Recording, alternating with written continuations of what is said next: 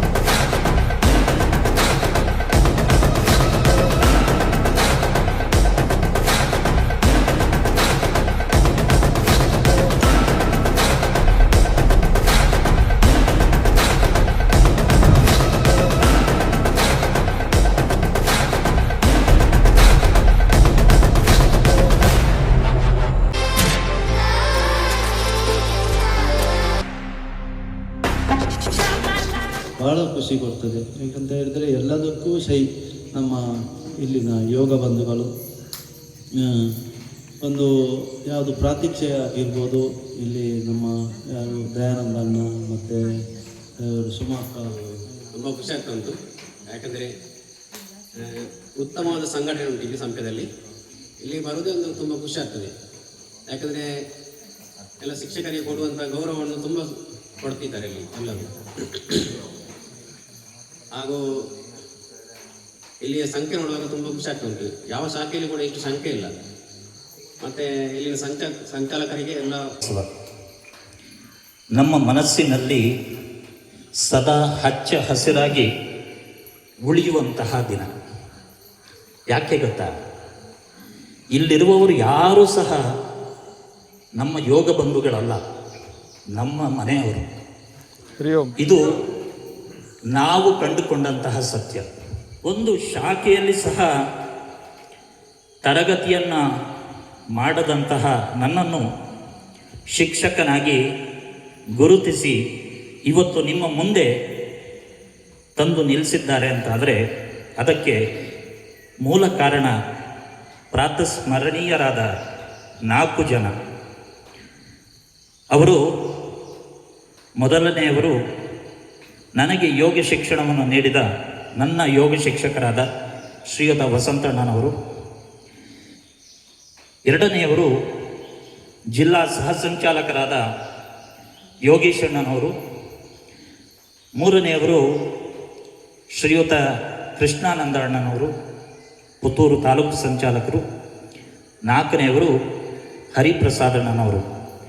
ಈ ಆರ್ಡ್ರಲ್ಲಿ ವ್ಯತ್ಯಾಸ ಇರಲಿಕ್ಕೂ ಸಾಕು, ಕ್ಷಮಿಸಿ. ನನ್ನ ಬೆನ್ನು ತಟ್ಟಿ ನಿನ್ನಿಂದ ಆಗ್ತದೆ ಮಾಡು ಅಂತ ಹೇಳಿ ಹುರಿದಿಂಬಿಸಿದವರು ಯೋಗೀಶಣ್ಣ, ಕೃಷ್ಣಾನಂದ ಅಣ್ಣ ಮತ್ತು ಹರಿಪ್ರಸಾದ್ ಅಣ್ಣ. ಹರಿಪ್ರಸಾದ್ ಅಣ್ಣನವರು ತಮ್ಮ ನಿತ್ಯದ ಅತ್ಯಂತ ಬ್ಯುಸಿ ಚಟುವಟಿಕೆಗಳಲ್ಲಿ ಕೂಡ ದಣಿದಿದ್ರು 9:30ರಿಂದ 10:30, 11 ಗಂಟೆಯವರೆಗೆ ನಮಗೆ ಅಂತ ಯಾಕೆ ಹೇಳ್ತಿದ್ದೇನೆ ಅಂತಂದರೆ, ಆಗಷ್ಟೇ ಕೊಡಿಪಾಡಿಯಲ್ಲಿ ಶಾಖೆ ಓಪನ್ ಆಗಿತ್ತು. ರಾಮಚಂದ್ರಣ್ಣ ಮತ್ತು ನನಗೆ ಪ್ರತಿದಿನ ತರಗತಿಯನ್ನು ಮಾಡ್ತಿದ್ರು ಆನ್ಲೈನಲ್ಲಿ. ಎರಡನೆಯದು, ಇಂತಹ ಒಂದು ಒಳ್ಳೆಯ ಸಂಸ್ಕಾರಯುತ ಶಾಖೆಯಲ್ಲಿ ಮುಖ್ಯ ಶಿಕ್ಷಕನಾಗಿ ನನ್ನ ಶಿಕ್ಷಕ ಸೇವೆಯನ್ನು ಪ್ರಾರಂಭಿಸಿದ್ದು ಅಂತ ಹೇಳಲಿಕ್ಕೆ ಬಹಳ ಹೆಮ್ಮೆ ಆಗ್ತದೆ.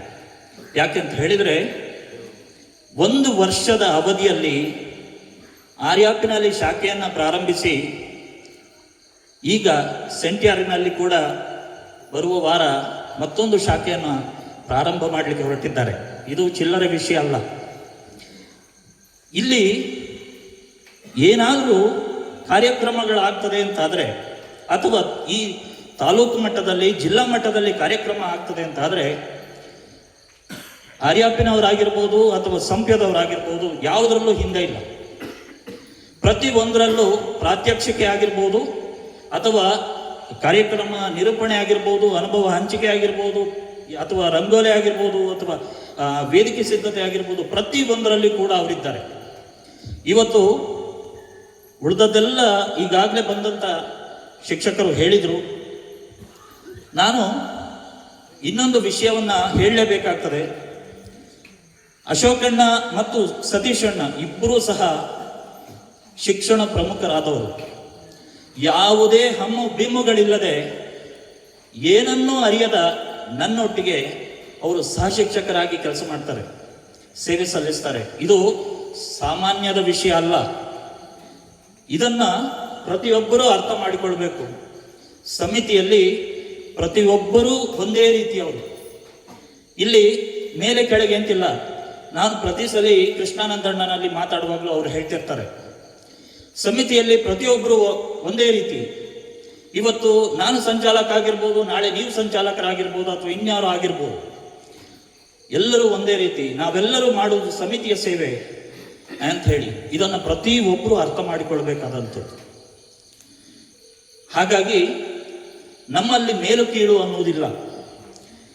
ಪ್ರತಿಯೊಬ್ಬರೂ ಕೂಡ ನಾವು ಏನಾದರೂ ಒಳ್ಳೆಯದನ್ನು ಸಮಾಜಕ್ಕೆ ಕೊಡಬೇಕು ಅನ್ನುವಂತಹ ಭಾವನೆಯೊಂದಿಗೆ ನಾವು ಸೇವೆಯನ್ನು ಮಾಡಬೇಕಾಗ್ತದೆ. ಇಲ್ಲಿ ನಾವು ಏನು ಕಲಿತೇವೆ ಅದನ್ನು ನಾವು ಸಮಾಜಕ್ಕೆ ಕೊಡ್ತೇವೆ. ಮತ್ತೆ ಪ್ರಾರಂಭ ಖಂಡಿತ ಬರ್ತೇವೆ.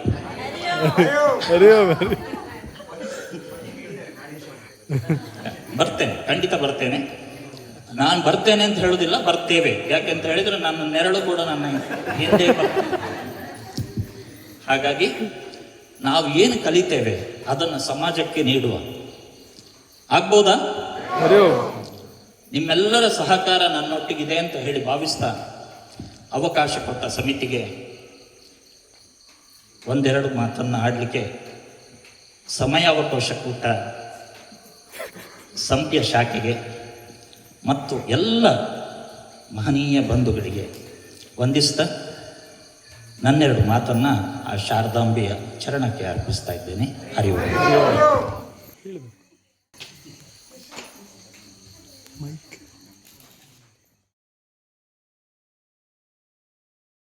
ಸಂಪೆ ಶಾಖೆಗೆ ಹೋಗುವಾಗ ಸ್ವಲ್ಪ ನೋಡಿಕೊಳ್ಬೇಕಾಗ್ತದೆ. ಬಹುಶಃ ನಾಳೆ ನನ್ನ ಫೋಟೋ ಬರ್ಬೋದು. ಅದಕ್ಕೆ ಬೇಕಾಗಿ ಎಷ್ಟು ಬೇಕೋ ಅಷ್ಟೇ ಮಾತಾಡ್ತಾರೆ. ಆಗ್ಬೋದಾ? ಹರಿ ಓಂ. ಸಂಪೆ ಶಾಖೆಯವರು ಎಷ್ಟು ಜನ ಇದ್ದೇವೆ? ಹಸ್ತ ಮೇಲೆ ಮಾಡುವ. ಹರಿ ಹರಿ ಇಲ್ಲಿ ಸ್ವಲ್ಪ ಜನ ಇದ್ದಾರೆ.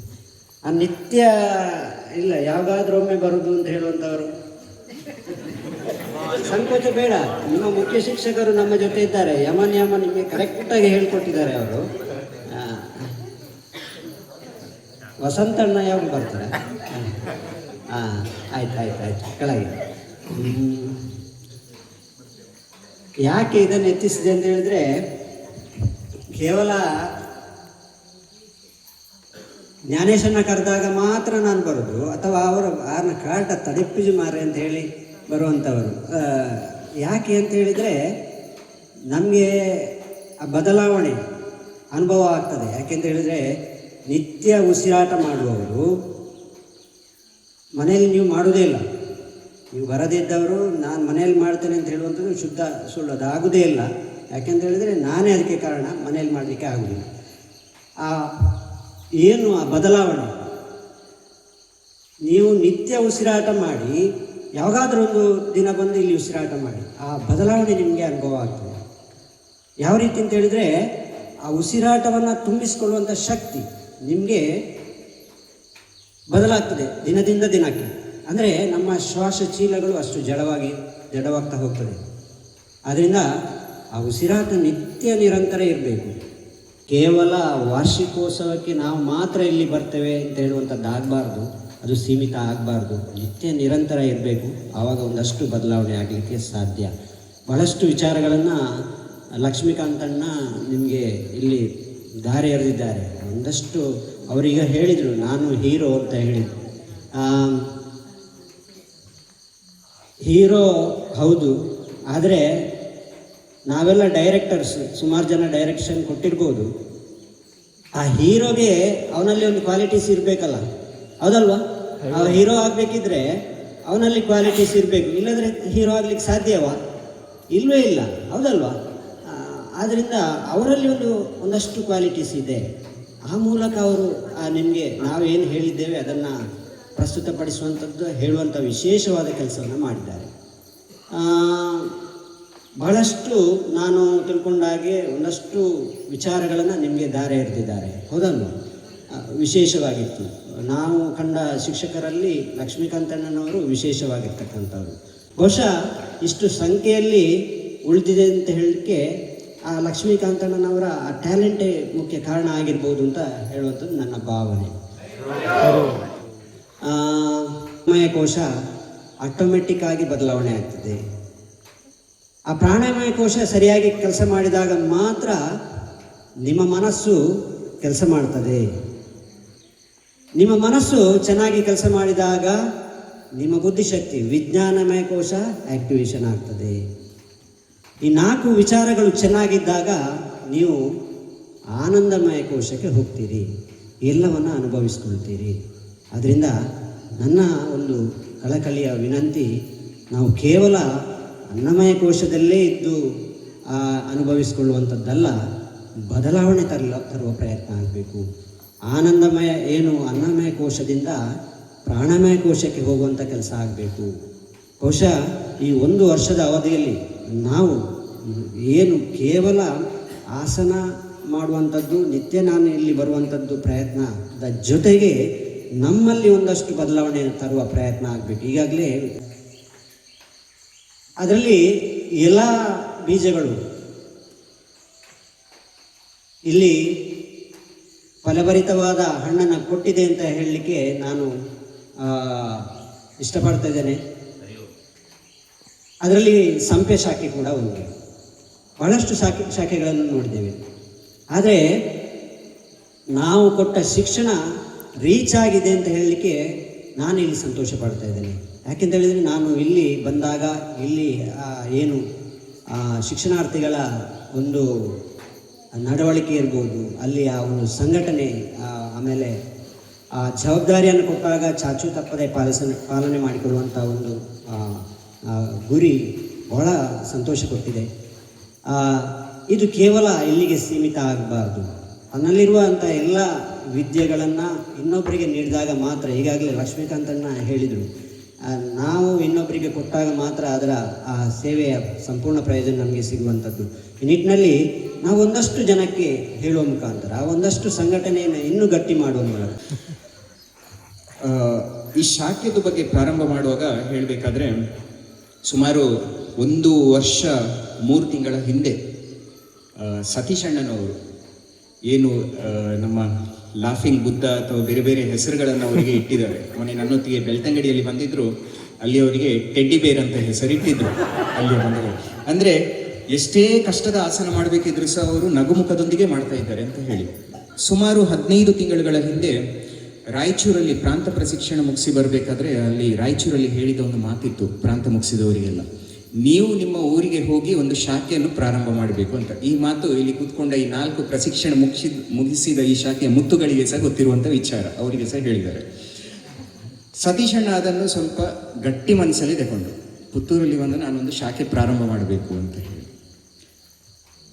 ಯಾವ ಭಾಗದಲ್ಲಿ ಆಗ್ಬೋದು ಅಂತ ಅವರಲ್ಲಿ ಒಂದು ಸ್ವಾರ್ಥ ಇತ್ತು, ನನ್ನ ಭಾಗದಲ್ಲಿ ಮಾಡ್ತೇನೆ ಅಂತ ಹೇಳಿ. ಅಂದರೆ ಅವರು ಈ ಭಾಗದವರು, ನೈತಾಡಿ ಭಾಗದವರು, ಹಾಗೆ ಈ ಭಾಗದಲ್ಲಿ ಒಂದು ಸ್ಟಾರ್ಟ್ ಮಾಡ್ತೇನೆ ಅಂತ. 2 ಲೊಕೇಶನ್ ಇತ್ತು, ಇದು ಮತ್ತು ಇನ್ನೊಂದು ಅನ್ನಪೂರ್ಣೇಶ್ವರಿ ದೇವಸ್ಥಾನ ಅಲ್ಲಿತ್ತು. ಸೊ ಎಲ್ಲಿ ಮಾಡ್ಬೋದು ಅಂತ ಹೇಳುವಾಗ ಅವರ ಒಲವು ಜಾಸ್ತಿ ಈ ಕಡೆ ಇತ್ತು. ಇಲ್ಲಿಯ ಸ್ಥಳ ವೀಕ್ಷಣೆಗೆ ನಾನು, ನನ್ನ ಜೊತೆ ಪುಷ್ಪರಾಜಣ್ಣ ಕೂಡ ಬಂದಿದ್ರು ಆ ಸಮಯದಲ್ಲಿ.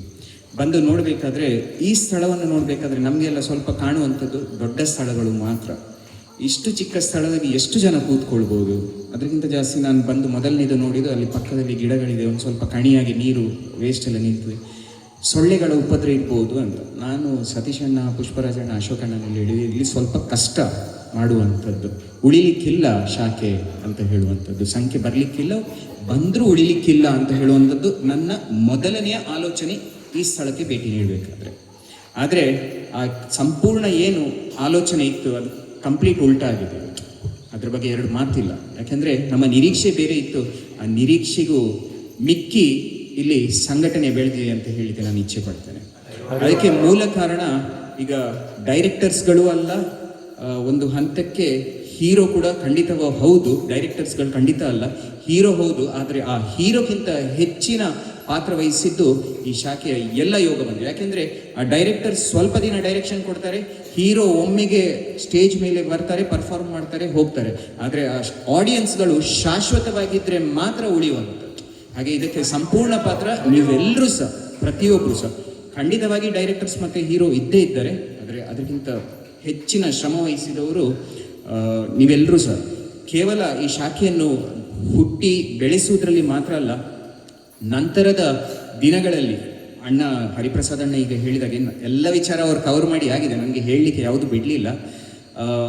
ಸಮಿತಿಯ ಯಾವುದೇ ಒಂದು ಕಾರ್ಯಕ್ರಮ, ಸಣ್ಣ ಕಾರ್ಯಕ್ರಮ ಇರ್ಬೋದು, ದೊಡ್ಡ ಕಾರ್ಯಕ್ರಮ ಇರ್ಬೋದು, ಅದು ವೇದಿಕೆ ಪ್ರಾತ್ಯಕ್ಷಿಕೆ, ನಿರೂಪಣೆ, ಅದಕ್ಕಿಂತ ಮಿಗಿಲಾಗಿ ಕೇವಲ ತಾಲೂಕು ಮಟ್ಟದಲ್ಲ, ಜಿಲ್ಲಾ ಮಟ್ಟದ ಕಾರ್ಯಕ್ರಮದಲ್ಲಿ ಕೂಡ ರಂಗೋಲಿಯನ್ನು ಬಿಡಿಸುವುದರಲ್ಲಿ ಸಹ ಕುಕ್ಕೆ ಸುಬ್ರಹ್ಮಣ್ಯದಲ್ಲಿ ಕಳೆದ ಬಾರಿ ನಡೆದಂಥ ಷಣ್ಮುಖ ನಮಸ್ಕಾರದ ರಂಗೋಲಿ ಬಿಡಿಸುವಂಥ ಒಂದು ಸೇವೆ ಕೂಡ ಇದೇ ಶಾಖೆಯಿಂದ ಆಗಿರುವಂಥದ್ದು. ಹಾಗೆ ಪ್ರತಿಯೊಂದರಲ್ಲಿ ಸಹ, ಯಾವುದ್ರಲ್ಲೂ ಸಹ ಇಲ್ಲ ಅಂತ ಹೇಳೋದಿಲ್ಲ. ನಾನು ಹೆಚ್ಚಾಗಿ ಸಂಪರ್ಕ ಮಾಡುವಂಥದ್ದು ಜ್ಞಾನೇಶಣ್ಣನಲ್ಲಿ ವಾರದಲ್ಲಿ ಒಂದು 4-5 ದಿನ ಆದರೂ ನಾವು ಕನಿಷ್ಠ 20ರಿಂದ 30 ನಿಮಿಷ ನಾವು ಮಾತಾಡ್ಕೊಳ್ತೇವೆ. ಇದೇ ಸಮಿತಿಯ ಬಗ್ಗೆವೇ ಮಾತಾಡ್ಕೊಳ್ಳುವಂಥದ್ದು. ವಿದ್ಯೆ ಇನ್ನೊಬ್ಬರಿಗೆ ಉಪಯೋಗವಾಗ್ತಾ ಉಂಟು, ಆದರೆ ನೀನು ಕಲಿತ ವಿದ್ಯೆ ಕೇವಲ ನೀನು ನಿನ್ನಲ್ಲೇ ಒಂದು ಗುಟ್ಟಾಗಿ ಇಟ್ಕೊಳ್ತಾ ಇದೆಯಾ, ಅದನ್ನು 4 ಜನರಿಗೆ ಹಂಚಲಿಕ್ಕೆ ನೀನು ರೆಡಿ ಇಲ್ಲ. ನಿನ್ನ ಜಂಬ ಮತ್ತು ಅಹಂಕಾರವನ್ನು ಮಾತ್ರ ನೀನು ಇಲ್ಲಿ ಪ್ರದರ್ಶನ ಮಾಡ್ತಾ ಇದೆಯಾ ಅಂತ. ನಾನು ಈ ಸಂದರ್ಭದಲ್ಲಿ ಇದನ್ನು ಯಾಕೆ ಹೇಳ್ತಾ ಇದ್ದೇನೆ ಅಂತ ಹೇಳಿದರೆ, ಇಬ್ಬರು ಅಣ್ಣಂದಿರು ಹೇಳಿದರು, ಈ ಶಾಖೆ 1 ವರ್ಷ ಆಗಬೇಕಾದ್ರೆ ಈಗಾಗಲೇ ಒಂದು ಆರ್ಯಪ್ಪು ಭಾಗದಲ್ಲಿ ಒಂದು ಶಾಖೆಯನ್ನು ಪ್ರಾರಂಭ ಮಾಡಿದ್ದಾರೆ, ಇನ್ನು ಈಗ ಸಂಟ್ಯಾರ್ ಭಾಗದಲ್ಲಿ ಇನ್ನೊಂದು ಶಾಖೆಯನ್ನು ಪ್ರಾರಂಭ ಮಾಡಲಿಕ್ಕೆ ಸಿದ್ಧರಾಗಿದ್ದಾರೆ ಅಂತ ಹೇಳಿದರೆ, ಸಮಿತಿ ಅಲ್ಲಿ ನಾವು ಗುರು ಅಂತ ಸ್ಥಾನ ಕೊಡುವಂಥದ್ದು ಕೇವಲ ಭಾರತ ಮಾತೆಗೆ ಮಾತ್ರ. ಆ ಭಾರತ ಮಾತೆಯ ಮೂಲಕ ನಾವು ನಮ್ಮ ಸಮಿತಿಯ ಹಿರಿಯರು ಏನು ವಿದ್ಯೆಯನ್ನು ಕಲ್ತ್ಕೊಂಡಿದ್ದೇವೆ ಅದನ್ನು ಡೈರೆಕ್ಟರ್ಸ್ಗಳಂತ ಏನು ನಾಮವನ್ನು ಲಕ್ಷ್ಮೀಕಾಂತ್ ಅಣ್ಣನವರು ನೀಡಿದಾರ, ಆ ಡೈರೆಕ್ಟರ್ಸ್ಗಳು ಹೀರೋ ಮೂಲಕ, ಆ ಹೀರೋ ಇಲ್ಲಿ ಪ್ರದರ್ಶನ ನೀಡುವ ಮೂಲಕ ಒಂದಿಷ್ಟು ಬಂಧುಗಳಿಗೆ ಅದನ್ನು ನೀಡಿ, ಆ ಬಂಧುಗಳು ಇವತ್ತು ಆರ್ಯಪ್ಪು ನಂತರ ಕೇವಲ 1 ವರ್ಷದೊಳಗೆ ಸಂಟ್ಯಾರ್ ಭಾಗದಲ್ಲಿ ತಾವು ಕಲಿತ ವಿದ್ಯೆಯನ್ನು, ಅದು ಎಷ್ಟು ದೊಡ್ಡ ವಿದ್ಯೆ ಆದರೆ ಸಹ ಕೇವಲ ಅವರಲ್ಲಿ ಇಟ್ಟುಕೊಳ್ಳದೆ ಸಮಾಜಕ್ಕೆ ಅರ್ಪಣೆ ಮಾಡುವ ಒಂದು ಕಾರ್ಯಕ್ಕೆ ಇವತ್ತು ಸಂಪ್ಯ ಶಾಖೆಯವರು ಜೊತೆಗೂಡಿದ್ದಾರೆ. ಹಾಗಾಗಿ ಇದೆಲ್ಲ ಹೇಳ್ತಾ ಮುಂದಿನ ದಿನಗಳಲ್ಲಿ ಸಹ ಈ ಸಂಘಟನೆ ಶಾಶ್ವತವಾಗಿರಲಿ ಅಂತ ಹಾರೈಸ್ತೇನೆ.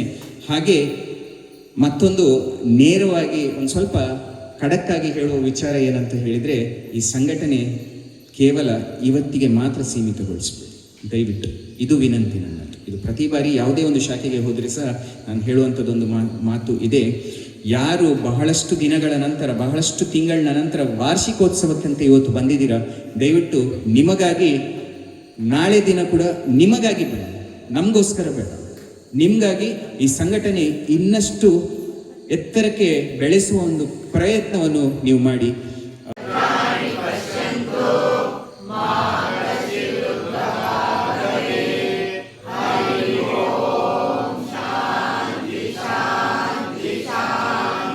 भारत माता की